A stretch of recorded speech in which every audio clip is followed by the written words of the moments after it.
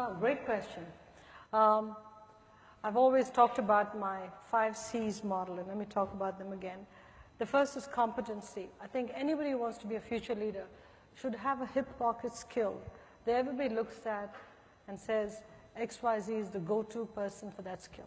Because unless you're really known for something, and not just as a generalist, you don't stand out from the pack. But in order to be competent at something, you've got to be a lifelong student, because you've got to constantly refine your knowledge of that subject so that you remain ahead and abreast of everything that goes on in that field first. The second, I'd say, is courage and confidence. It's a pair. You can be very, very competent, but if you're not willing to speak out, if you're not willing to have the confidence based on your knowledge, what's the point, right? You just roll over. So courage and confidence are very important. The third is communication skills.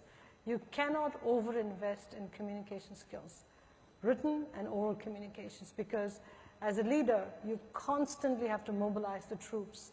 I can tell you when I first came to the United States, I used to debate and I used to be on debating teams, but I used to speak so fast because culturally I grew up in an environment where people spoke very fast.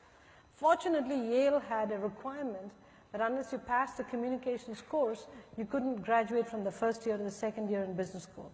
I flunked the first time I took the communications course.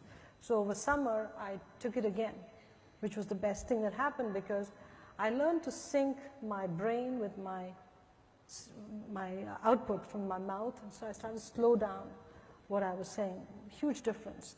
So I encourage all of you, invest in communication skills, critically important. The fourth skill I'd say is consistency. It's important that leaders are consistent. You can change your mind, but change your mind against a consistent framework, because if you're not consistent, people are always second guessing what you're doing. So be consistent. And the last skill is your compass.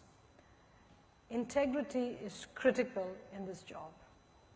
You can be competent, you can be courageous, have confidence, be a great communicator, be consistent. But if you don't have integrity, if that compass doesn't point true north,